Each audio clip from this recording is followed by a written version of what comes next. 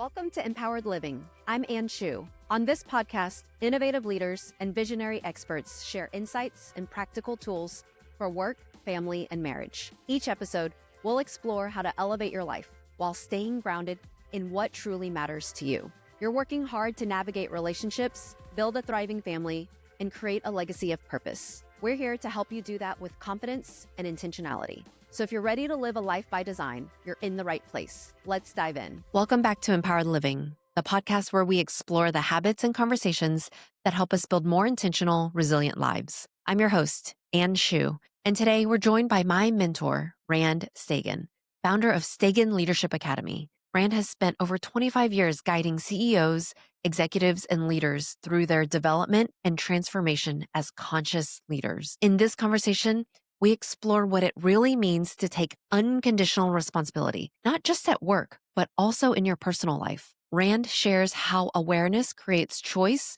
and how choice opens the door to transformation. We talk about how the drama in our lives are actually our greatest teachers, and he shares the secret to the first step toward true agency in our lives. And then Rand also talks about simple, practical ways to create space for reflection and mindfulness in a busy life. This episode is a masterclass in awareness, growth, and grounded leadership.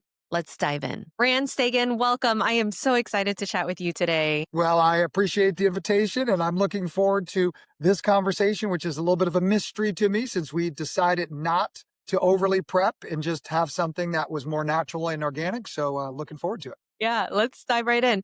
Okay, so one of the first times that we heard you speak was at EO Eccentric, and you put a slide up on the screen that said, "Leaders get the organization they deserve." Yeah. And I remember looking to my husband, Sonny, and he felt like he just got punched in the face because he didn't want to be told that all of the problems in the business were a direct reflection of him. So I'm curious, what have people shared with you that they realized was their fault, essentially, right? Yeah. After hearing that. And then two, what have you seen people do as a result of it? Yes. I mean, the history of the statement, leaders get the organization they deserve, goes back, a couple of decades of the work at the Stagen Leadership Academy of seeing patterns and saying, we're working with so many leaders every year in so many different industries of small, mid-size, and even enterprise organizations. What we saw in common was this temptation for the top leader, but it can be any leader of any organization or any function, but for the leader to look at what was going wrong in his or her system, function, organization, and start pointing fingers and start complaining and externalizing, like, wow, my head of sales isn't hitting her numbers. My finance leader is not giving me data that I can make good decisions with. My head of ops isn't on target on expenses, and pointing. And what we realized is that when we asked those leaders, who hired those people, the leaders would be like, wait, what are you talking about? Why are you pointing the finger at me? And we're like, well, because you hired all the people you're complaining about, or you keep them. If you didn't hire them, you've kept them in the roles that they're in. And you're the one who's supposed to be providing them with the coaching, the support, and the training and the tools to be able to level up their game, or they shouldn't be on the role. And so really at the end of the day, let's not have a conversation about all the people that you want to fix and how your organization isn't working properly. And let's look at the root cause of all of that, which would be you. And that's where we came up with this idea of just a giant mirror that leaders get the organization they deserve, because organizations are nothing more than a reflection of their leader. So that's the little origin story of kind of what emerged for us after just watching. And then what we have experienced is that when people start to take what we would call unconditional responsibility for their choices and the decisions that they've made in the past, in the present, and going forward, that changes can occur in them, in their relationships, and ultimately in the outcomes in their organizations.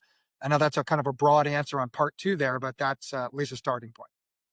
Do you feel like this quote is applicable in the personal relationship space, marriage, family, relationship, kids? Yeah. I mean, obviously, the statement is meant to be a little jarring. It's meant to be confronting. it also has an oversimplification to it, right? Like it's a little oversimplified and it's really useful, right? And so, yes, there are contexts in the personal life that says, I get the marriage I deserve. I have the circumstances I deserve. And I want to be mindful of the fact that there's problems with that on the margin, but the essence of it is if I'm not happy in my marriage, what is it that I'm doing or not doing that's creating the very thing I'm complaining about?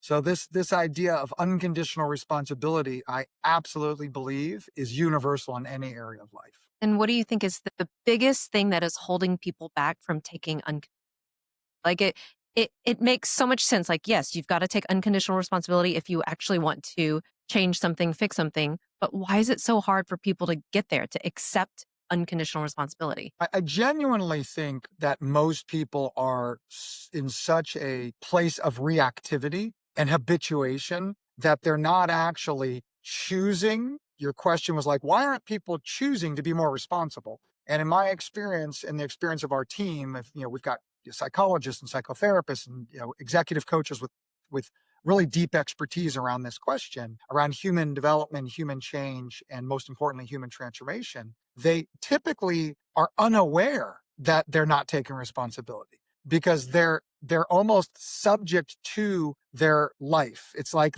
the proverbial fish in water, and you say to the fish, "How's the water?" And the fish is like, "What water?" Right? It's like because most people are just captured by their experiences, their life, their drama, their stresses. And when leaders or anyone learns, it could be a mom, it could be a dad, it could be it could be a son, it could be a daughter, it could be a leader, anyone. It could be one of the family members. When people learn the relationship between awareness and choice, then responsibility comes online. But I first have to be aware. If I'm not aware, that means I'm unaware and I'm in my own habituation. So, step number one, awareness. Now that I have awareness, and that awareness could just be a small little like pause, the ability to just notice and just say, oh, I'm aware in this moment. Now I can make different choices. And now I take responsibility for my choices because I'm making choices from a place of awareness. And as we like to say, and you've heard me say this many times, with awareness, there's choice. Without awareness, only habituation, only reactivity. What does it take to increase? Well, let me ask you so we can make this a little bit more conversational because you've been practicing your own awareness and choice. So, what did it take for you to, and what is it taking for you in an ongoing way to practice that move of being aware so that you can choose, so that you can actually then take responsibility? I think for me, I have to create the space to reflect. Without that space, then I am just caught in the busyness of my calendar, my schedule, and moving a million miles an hour. And there's no breathing room to actually, I'm doing it this way because this is my default. This is my habit. I've got to create that space. And how have you learned to create that space? I think for me, one of the most important things is having feedback loops from people that I trust. So Hmm. making sure that I'm constantly being called out, challenged. I crave that. I love that. Yeah. And so making sure that I'm surrounding myself with people that will call me out on my shit. Yeah, yeah. And that I would say that answer is like taking advantage of the feedback-rich environment that we all live in, if we actually open ourselves up to feedback and even ask for the feedback, right? And you mentioned about like sometimes you don't have space. And what was coming to mind is the experience, and I've had the experience myself recently of looking at my calendar and saying, like, wow, there's a lot on my calendar. And then someone asked me, hey, how's your life? And I'm like, oh, it's so busy. Oh, yeah. And it's like in the moment I hear someone say, I'm so busy is a clue that they're not taking responsibility. Because when someone says I'm busy, they're actually saying I didn't have agency in filling my calendar up. And so now I'm going to complain that I have a full calendar, as opposed to saying, which you've heard me say, my life is really full. Yeah. But the last month has been really full, or this week has been really full, which is my code to myself of I'm taking responsibility for the fact that I'm the one who made the choices to put all of those items on my calendar. And therefore I have no one to blame except myself. And I don't want to be in a mindset of the victim. And I don't want to suggest that life is happening to me. Therefore I have to be the victim when I'm the one who actually created the very conditions that I historically would complain about more chronically. Okay, so I want to dive into what you just said about how you don't want to play the victim and like the language that's used around this victim mindset. And I want you to specifically talk about because when I teach this idea to our clients at Empower Journey, the first thing that I see people do is they think about all of the victims that they know in their life, right? They're Right. thinking about their Eeyores, the people in their lives that are the life happens to me. And so what is your advice for the people that are learning, creating awareness around where they might be victims themselves? But now with that newfound awareness, they're overly sensitive to other people in their lives that also have this victim mindset. Yeah. And do they end up not persecuting these people because of their victim? Yeah. So what I hear in the question is when you teach the drama triangle framework or tool and the antidote to the drama triangle, which is the empowerment dynamic, that move out of reactivity into responsibility. How can we help people realize the temptation to weaponize the Yes. very framework that you've introduced? Yes. Which is we have this, it's a very common experience. We want to externalize and we want to point fingers again. And so the practice that I do and that I encourage others to do is to recognize that the language of the victim is the language of complaint, as you know. And when people hear the language of complaint, they assume, well, that must mean that you're complaining out loud. But the reality is when we complain inside of our own mind, to ourselves, that in itself is a moment to be aware and recognize I press the button in the elevator. The elevator's not coming. The elevator's not coming. And to get more and more frustrated that the elevator's not coming, that's actually a practice. I do that practice to notice, why am I so anxious? Why am I wanting that elevator to move more quickly? Oh, I'm actually running late to a call. And the reason that I'm anxious and the reason that I'm stressed and the reason I'm complaining is because I didn't create enough space to actually have the elevator coming slow because it's stopping in all these other floors. And I'm trying to get upstairs to get onto a Zoom call. Oh, what a gift to be able to notice that even in something as pedestrian as waiting for the elevator, I can practice my own awareness. I can practice taking responsibility. Same thing for what's going on with other drivers on the road and feeling like someone's driving too slow and being able to say, oh, there's another teacher in my life. And then when I get home and I'm with my daughters, right? So I've got daughters, we've got people who've got daughters and son. I've got a spouse. We've got lots of people listening to this that can relate with this. And all of a sudden I find myself at home after work or on the weekends and there's drama. And I get in my less resourceful moments, I get reactive, I get defensive, I get frustrated, I get triggered. Okay, I get ornery, whatever my family would say about me. Here's the big move. When people say she made me angry, he pissed me off. That is another clue that people don't yet know how to take responsibility because my wife can't piss me off and my teenage daughters can't make me anything. I have an inner state that I could suggest is angry. I can have an inner state that's defensive. I can have an inner state that's pissed off. And when I learn, and I'm learning as a student of this still after decades, when I learn to take responsibility for my own emotions and stop giving agency of those emotions to other people, then I can say to myself, here I am with my daughter Sloan. My daughter Sloan, who's now 18, but let's say she was 13, behaves in a certain way. And when she behaves, I then behave in a childish way. And I get my temper out and we start having bickering back and forth. I can either make that about Sloan did that to me, or I can recognize in that moment with my teenager or my even younger child, I reacted from a place of anger, frustration, because in that moment, I wasn't resourced. I wasn't capable of responding or reacting in any other way than that. So then I can look at that and say, what an amazing gift to have Sloan in my life, or my other daughter, Sienna, or my wife, Jennifer. And whenever there are moments when, if you were watching me with a camera right now in the kitchen, and be like, wow, Rand got really defensive there. That's actually the universe telling me through my family, Rand, you actually don't yet have the ability to do anything in those moments besides express anger or express frustration, which then tells me how much work I have to do on myself, because that's an edge. That's my edge of development. And so I have teachers all around me all the time. And so anyone listening here, the people that are in our lives, that when we're in their presence and we are at our worst, okay, that's actually a piece of feedback that's where we need to develop ourselves. So like, I like when the worst is brought out in me in the presence of certain people, because it gives me feedback that like, there's your learning edge, Rand, there's your development edge, as opposed to most people who say, I don't like to be around that person because she always pisses me off.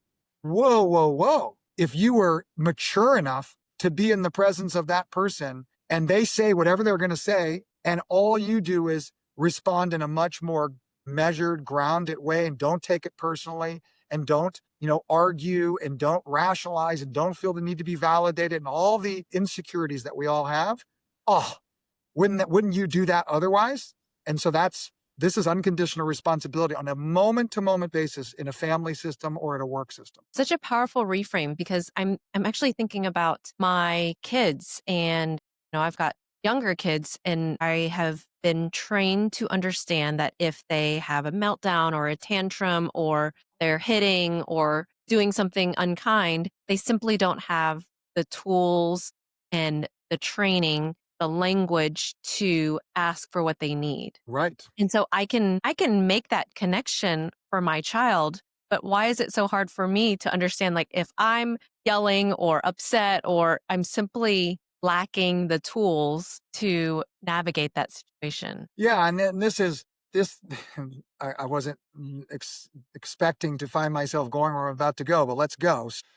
The inside of all of us listening that are adults, the child that you just described exists inside of us. People think, oh, I'm 30 years old, 40 years old, 50 years old. I no longer am a child, I'm an adult. And in internal family systems work, which IFS, it's a fascinating field, psychological field, but to just make some of the big ideas very accessible, imagine that we all have, as adults, we have an adult self that's there. And then we have that child self that's still inside of us. And as you're describing with your children, that child self, as a child, need it actually to be soothed, need it to be protected, need it to be defended. And so then what happens as we grow up into our early adolescence and adolescence is we actually bring online these defender selves, these parts of ourselves that you and I are just calling reactive. The reactivity that we can actually just call these, my friend Tony Schwartz calls these defenders. And this idea that my defenders come online. I'm 50 years old. I'm actually 50. So I'm 55. And when I notice that something happens and then I get triggered, I get defensive, I get reactive, that's actually not my adult self that's reacting. That's actually not my child self, because my child self is the part of me that needs actually to be soothed. So what I built to survive is I built all these defenders. There's many of them, and they show up. They show up as pleasing. They show up as getting defensive. They show up as getting angry. They show up as a lot of different ways. And what I've learned and what I'm learning to do is to say, there's my defenders again, coming out to defend my child. I don't need my defenders. I am a 55-year-old grown man. My adult self, when I first learned this, I actually got frustrated that the defenders kept coming out, until I learned to appreciate the defenders and to say, thank you. Thank you for coming to the aid of that child inside of me. I'm so grateful that you've been here my whole life. And I used to need you before I was an adult. And even though as an adult, you keep coming out.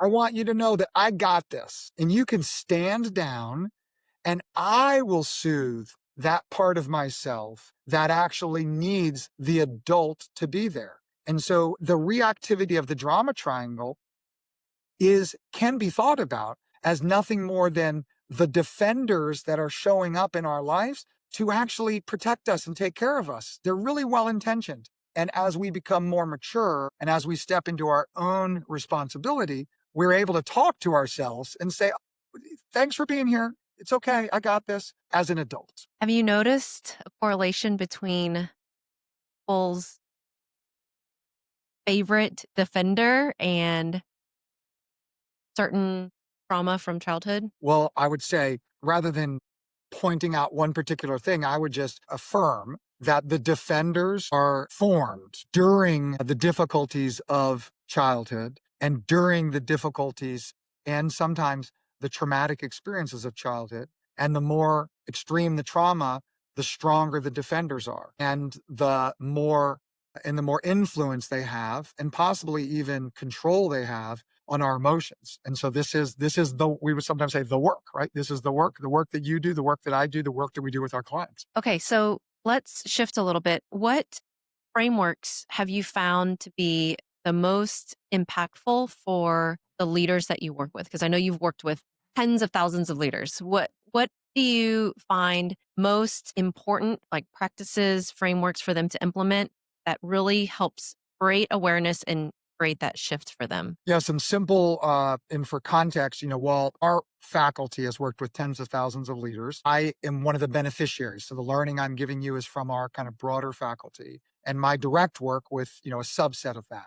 And I would say first and foremost is the developing a practice, which I know you're committed to, of some form of recalibration, some form of getting into a performance ready state. So if I'm a professional tennis player and I'm Venus or Serena Williams at their peak, I am going to make sure before I serve the ball that I have a practice that gets me into a place where I can be my most resourceful athlete. And so all of us are athletes. We might be an athlete in the home, an athlete in corporation, but we're a form of athletes if we want to improve or we want to be our best. And so we want to have a way to be able to increase the likelihood that our adult self, that our resourceful self is available.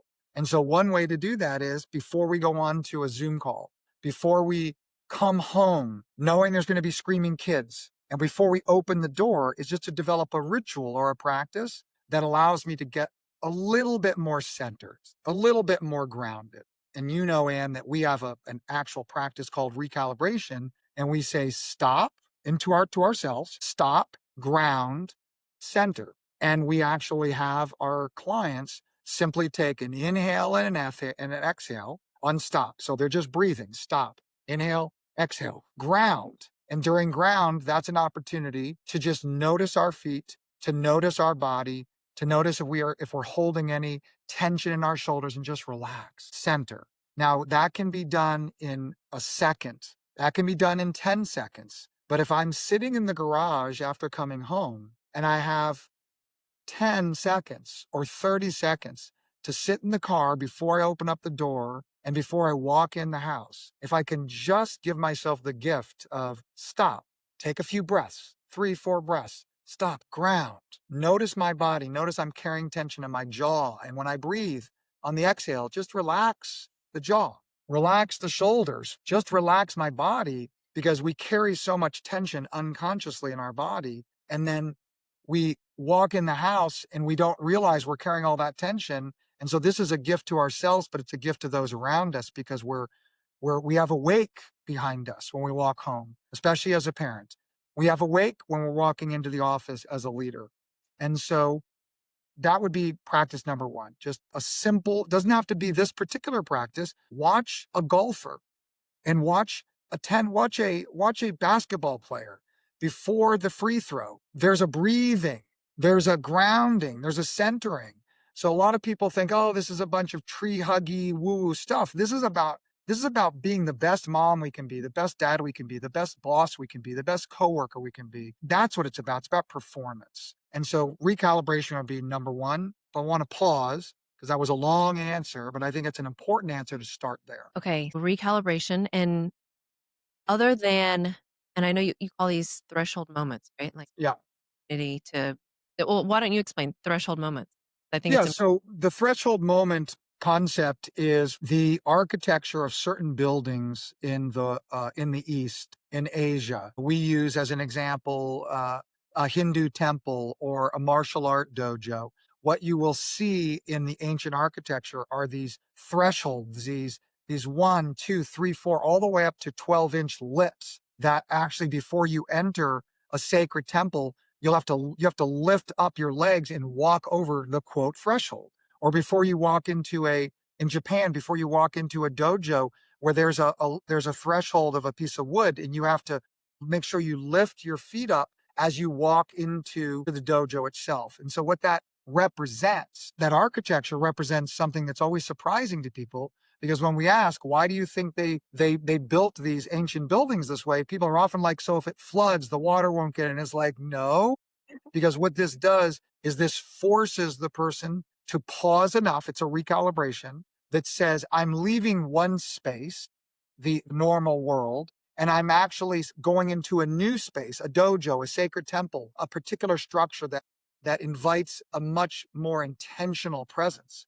And so by having to lift my legs up and over, I actually pause just enough to say to myself, oh, let's quiet myself. Let's recalibrate. Let's come into the new space. In America, we don't have that in our architecture, but we do have cultural threshold moments. An example that everyone listening can relate to is when we go to a sporting event and we actually sing the national anthem. I was at the Dallas Cowboys event on Sunday night, and I was in one of the cafes, and I was going back to my seat, and I was walking back to my seat, and the security guard wouldn't let me leave the area that I was in because the national anthem was just about to start. And so he said, you can't go back to your seat. And he pointed me back to an area to go to a television monitor.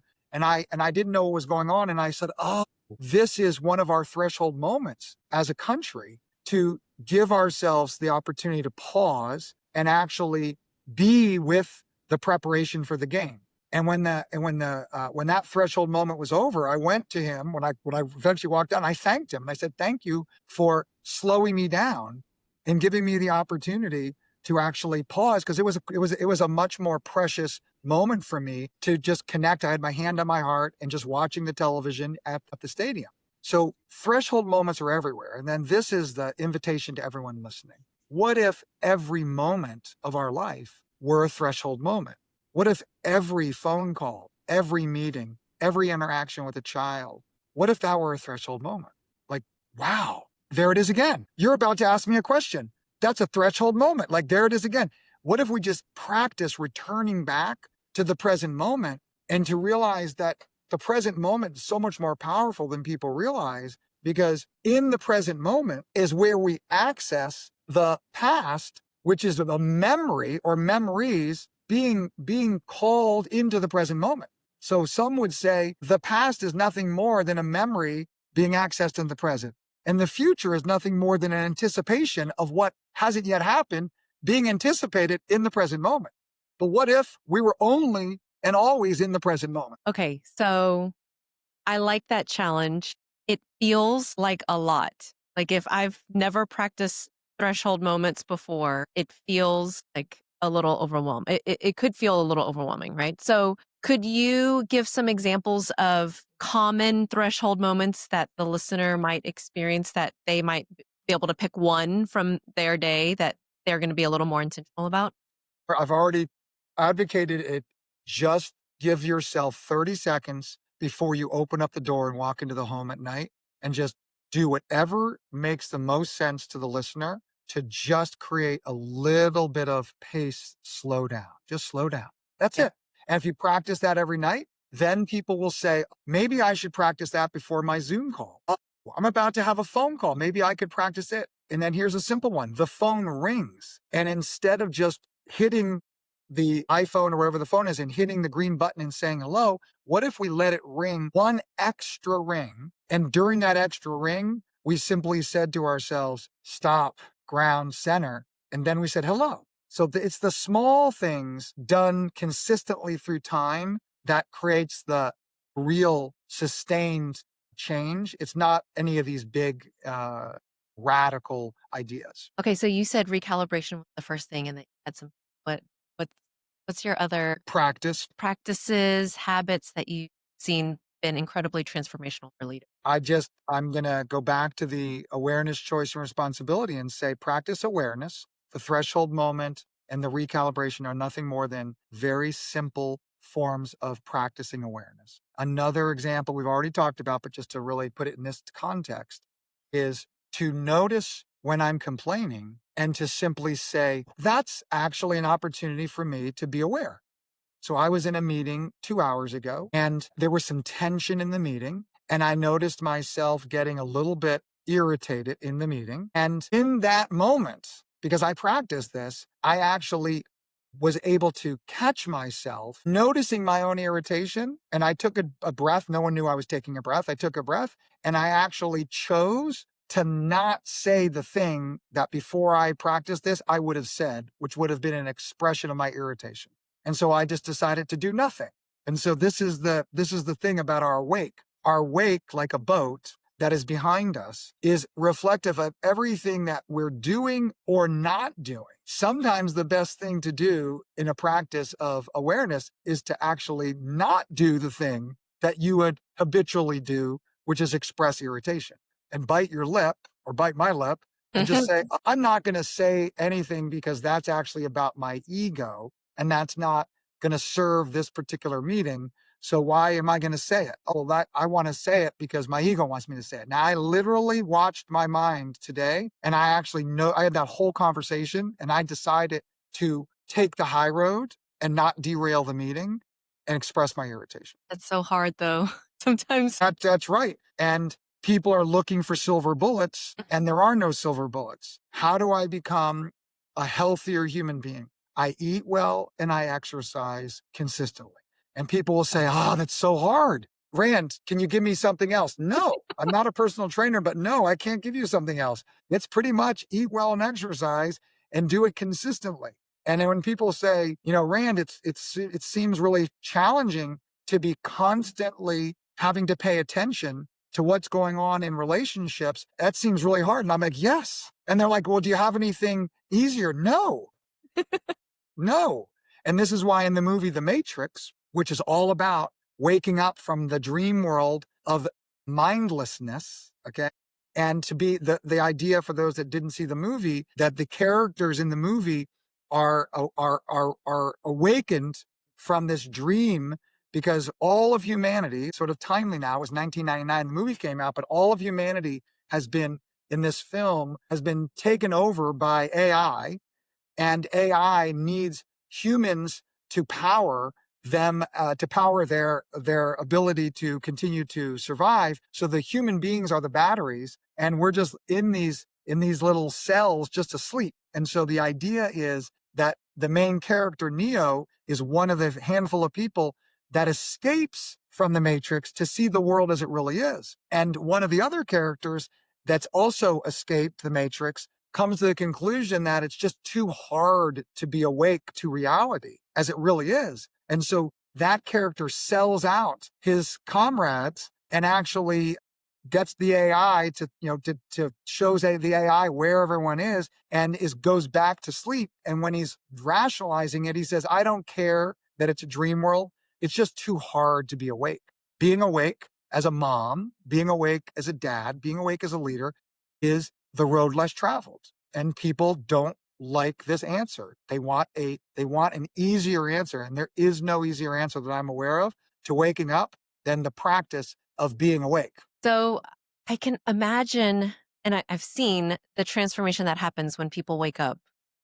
When can you share a personal moment when you realized that you needed to wake up in a certain aspect of your life where you realize that you needed to evolve as a leader? Yeah, the question is, from what period of time, like in the last few days, in the last few weeks, in the last few months, because I'm having these moments of recognition and great gratitude on a regular basis because I don't see myself as a noun. I don't see you as a noun. I don't see us just because we're quote adults and we're grown up. I don't see us as static. I see us as verbs. I see us as living, dynamic, evolving, human beings. And so the idea that growth and development is available to us our entire life into our 70s, 80s, and 90s. And so that's just the first kind of assumption I make is that we have the opportunity to always be growing. And I want to give people a practice before I answer your question that's very simple. They can do it today. If they're driving, listening to this, they can do it right now in the car. It comes from Ellen Langer from Harvard. And she, in the 70s and 80s, is a researcher, and she was the popularizer, along with a handful of others, of the idea of mindfulness in the West. And unlike a lot of mindfulness practitioners, she actually is not spiritually or existentially inclined. She's very scientific and very rational. She's a rationalist. And she said people meditate because they want to get to a post-meditative state. And she said, I don't believe that you need to meditate to actually arrive at the place that people are lifelong meditators arrive at. And so she says, we live mindlessly in the West, in America, and we need to learn how to live mindfully. And so here's her practice, and it's the most accessible practice of awareness I've ever heard. And here it is, the practice of actively noticing new things. To actively notice new things. And so what does this look like? I'm driving home from work. I drive home from work on the same road every single day, to while I'm driving home from work, to actively notice things I've never noticed before on that drive. Notice stores I've never seen. Notice street signs I've never seen. Notice trees I've never seen. Notice the markings on the road that I drive on every single day. To actively notice new things is to be awake. When I get home and I'm with my spouse, or I'm with my children, to look at my children and to look at their face and to see a wrinkle on a child's face, to see a dot in their eye, to actively notice something new that I've never seen before in my loved ones, and to practice that every single day. I don't need to go to a Stagen leadership program. I don't need to go to an empowered living program. To do this, all I need to do is to actively notice new things every day, and not if, but when I fall asleep and I forget about this practice and I go for a week and I'm like, oh, I forgot to do the practice, to not persecute myself, but rather have grace and say, wow, what a gift. I got myself a little bit off track of my practice. I fell asleep. I was a little bit distracted and fell back into mindlessness. This is just another opportunity to wake back up and start again. Every moment, as meditation instructs us, every moment is an opportunity to begin again. And when I fall off, I don't get upset with myself. I fall off and I say, oh, I fell off. Let me come back on and start my practice again. And I just keep practicing and I keep practicing and I keep practicing. And what will happen, and I'm confident, at some point, I will start to build a capability for actively noticing new things in more nuanced and sophisticated ways. And if I keep practicing, people might start giving me feedback like, wow, you're really much different than you used to be. You seem to be more here. You seem to be more present. Like, wow. And it's really important that people do not be overly hard on themselves, because practicing mindfulness by actively noticing new things, not in a meditation, but in our life, is very important that we recognize we're going to get off track and we're going to get distracted. And if you and I, Anne, brought home a little puppy, a cute puppy, and we were training the puppy on how to stay, don't run away, stay. And the puppy, we put it down, we're holding it, we put the puppy in front of us and say, stay. And then the puppy's all happy and it's wagging his tail, and the puppy runs away. We would then go over to the puppy, we'd pick up the puppy, we bring the puppy back to the center, and we'd say, stay. And then the puppy runs the other way. And then we grab the puppy and we bring the puppy back and we say, stay. We wouldn't, if we were resourced, we wouldn't scream and yell at a young puppy for running away, because that's what puppies do. They're enthusiastic, they run away. And the reason I'm telling you the story is when we're practicing our own mindfulness, when we're practicing our own awareness, we want to see those moments when we've run away from that practice, when we've gotten distracted, when we've gotten off course, is to simply say to ourselves, just like we were with a puppy, come back to center. But let's not beat ourselves up. Let's not get angry. Let's not get frustrated. And let's just notice, oh, this is just an opportunity to come back to center, just like bring the puppy back and just be very sweet and kind and playful with ourselves and say, let's begin again. And we just begin again. Thinking about how I can incorporate the practice with my kids. We've talked about deep breaths and getting upset, take a breath, and they will mirror it back to me. So when they sense that I'm getting upset, my 2-year-old will say, Mama. There you go. I'm thinking about how I can teach my kids to, as we're on the road driving to dinner, looking for new things. And that's such a simple way to practice mindfulness that is exactly what you said, so easily accessible. So easy. Now I'm getting on a little bit of a roll here on things that are easy to do. Here's another one for everyone. When we eat our food, the next meal we have after listening to this, simply taste the food. Just taste the food. Which is opposite of how I had my lunch today. I was like, 10 minutes, how much food can I eat? Yeah, and even people who have more than 10 minutes, what they often find is that they're eating a great meal and they're not actually tasting the meal Mm, because they're cutting the meal and they're mindlessly eating, as opposed to saying, I'm going to actually practice really tasting the food. You see, taste the food, actively notice new things, recalibrate before we walk into the house or before we walk into a meeting. These are not complicated practices, right. but they're also the same practices that if I were a trainer, I'd say it's probably good to exercise and eat well. And then the American population says, we don't really want to eat well and exercise. We really want the silver bullet. And it's like, this is the work, the work of a lifetime. And I can see how these small practices stack and have incredible. They have compounding impact, like people who recognize that if I put money into my retirement and I have the benefit of 20 or 30 years of savings, that as the stock market goes up and down, if I just have the faith to stay with the strategy of keep investing, don't get afraid, don't back away, that I actually get the compounding benefit where my savings over time may actually double every 7 or 8 years. And then it doubles again and it doubles again. And so I'm a big fan of Peter Attia, and some people may know him. He's a longevity doctor. And he talks about compounding not in the retirement. He talks about compounding in the body as a medical doctor. And he says, people will come into his practice and they're 55 or 65 years old. And they're like, Doc, I'm ready to get healthy. And he does the best that he can. But he says, that the negative implications of their choices is negatively compounded what's possible because they have bone loss, because they never did weight training. And there's only so much you can do because of the compounding that's negative in that case versus the compounding you and I are talking about, which is positive. Okay, so let's shift a little bit. I want to ask you, how can leaders really identify their blind spots? Earlier we talked about creating that awareness. What are some of your best advice for how they can identify some of their biggest blind spots? Well, I think in many ways we've been kind of wading into that kind of territory already, which is our blind spots are our habituation. And so when we're just on autopilot and let's just go back to spousal relationships.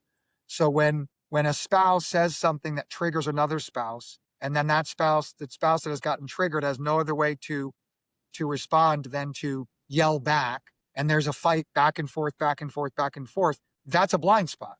Because the moment I react is actually, the blind spot is there because I'm not choosing the reaction. The reaction has me. So we talk about this idea of who's in charge.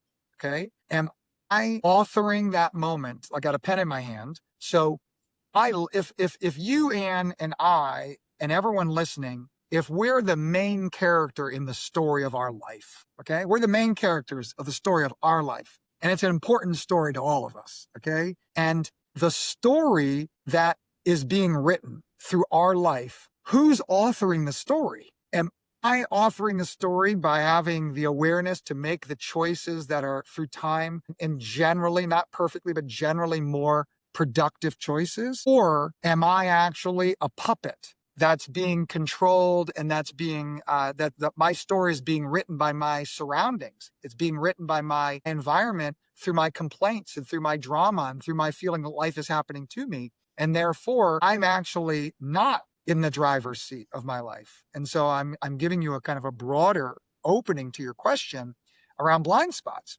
It's like the greatest gift is to actually shine the light through awareness, because awareness is the thing that makes the blind spot go away. And then we don't have to react. And then our adult self can be online and we can more often than not 100% of the time, but more often than not, make better choices. So blind spots we've been talking about blind spots this whole conversation. What are some of my big blind spots? You're going to ask me to give feedback of your blind spots live in this conversation?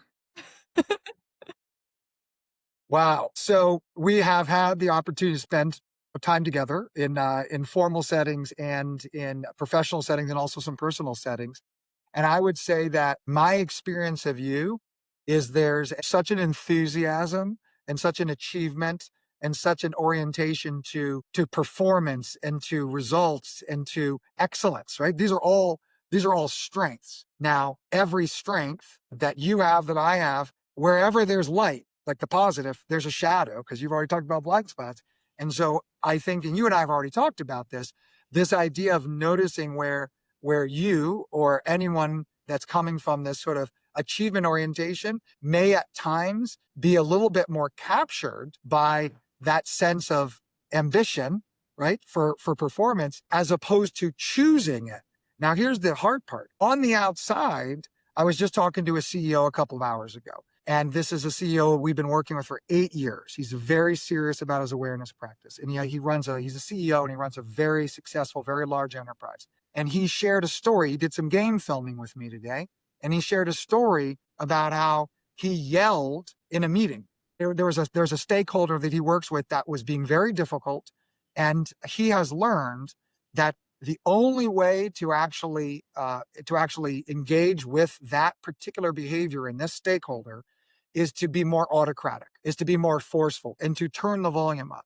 Now, the leader he was 10 years ago would have gotten triggered into yelling at that person, and you would have just seen yelling from the outside.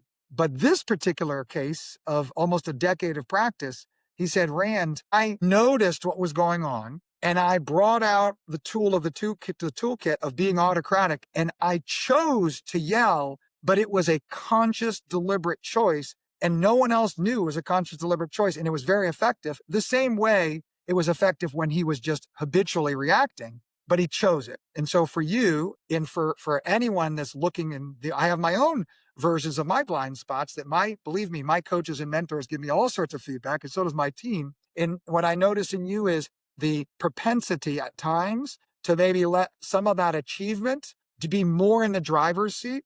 And so this isn't to villainize achievement or excellence or results, because those are great things when we're choosing them more as opposed to them choosing us. That would be a kind of a broad, maybe wondering. I'm not saying I'm gonna diagnose this in any clinical way, but that would be my wondering of what's going on inside of Anne at those times where maybe the ambition might be getting the best of her. How does that feel as a Well, thank you for the feedback, and that gives me things to be curious about and to wonder about. And I love that answer, right? Is if your defenders came out there, even if in that moment, like, let's do this. What happened when I gave you the feedback? What was going on for you emotionally? Just transparently, like, even if it happened for split seconds, like, what was going on? Yeah, there was like well, do I? I don't think I do. I think I'm being intentional about my choices, right? There was definitely a split second of that, but Yeah. I need to linger on, like, what are some of the decisions that I made? Were they intentional? What was the drive behind that? Yeah, and if you noticed a moment of defensiveness, and I think that's because we're human beings, like, like maybe it's not this particular comment, but for someone else, like I got feedback and I had a moment of like defensiveness or a moment of reactivity or a moment of I wanting to push back, whatever it is, to just go, oh, that's interesting. and then to do exactly what you did, which is to move to curiosity. And through your own curiosity, you may actually discover that I was off on that, and which could be great. Or you might realize maybe Rand was pointing at something that the curiosity brought me to that I wouldn't have actually gotten to if he hadn't provoked me a little bit and evoked. Because my goal is to, as a coach, is to at times provoke, not to provoke for provoking sense or sake, but to provoke so that it can evoke something in someone, a curiosity, a learning, an insight, an aha. And sometimes that happens and sometimes it doesn't. And for the listener, how do they get a Rand in their life that can help call out their blind spots and challenge them? Well, I mean, this is the beautiful part of that question is that we all have the challengers in our life, and they're there in all the people in which, as I said earlier, in which we find ourselves are at our worst selves. Like they're everywhere.